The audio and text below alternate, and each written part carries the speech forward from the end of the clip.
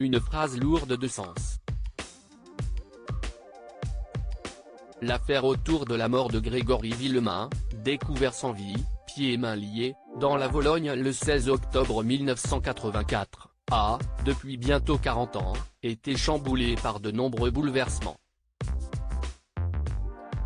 Entre l'assassinat du principal suspect, Bernard Laroche, par le père de la victime, les soupçons qui ont pensé sur Christine Villemain ou encore les lettres troublantes du Corbeau, nombreuses ont été les pistes traitées par les forces de l'ordre. Pourtant, si cette affaire judiciaire n'est toujours pas élucidée, une piste étrange a pourtant fait mouche aux yeux des enquêteurs. En effet, comme l'avaient précisé les Républicains, en juin 2017, à l'Épange-sur-Vologne, où habitaient les parents du petit Grégory, une femme responsable du catéchisme dans l'église du village a retrouvé des mots griffonnés sur le registre. C'est bien Bernard L. qui a tué Grégory, j'étais avec lui, avait-elle découvert, stupéfaite. Un mot signé par une certaine Muriel Boll, le 13 mai 2008. Des aveux présumés qui avaient été pris très au sérieux par les gendarmes. De ce fait, ces derniers ont réalisé de nombreux tests ADN pour savoir si Muriel Boll avait effectivement écrit ces mots.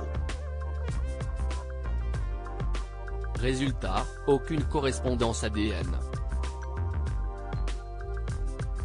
Cela n'était donc qu'une blague de très mauvais goût.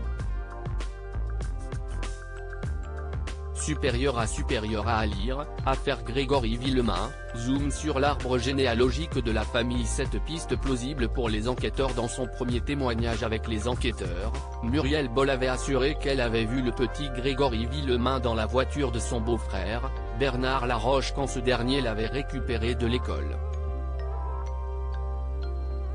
Il avait donc été suspecté du meurtre du petit garçon puis incarcéré quelques mois en prison. Des déclarations qui avaient alors encouragé Jean-Marie Villemain, le 29 mars 1985, à tuer Bernard dès sa sortie de prison. Pourtant, aux yeux de certaines sources, Bernard Laroche avait bel et bien un lien avec la mort du jeune garçon.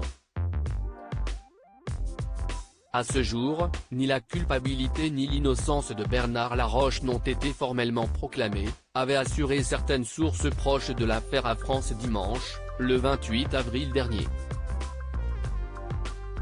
Mais la décision de 1993 laisse clairement entendre que, du moins d'après les magistrats instructeurs qui en sont à l'origine, la piste Laroche initialement identifiée par les premiers gendarmes chargés de l'enquête était probablement la bonne. Crédit Photo, agence.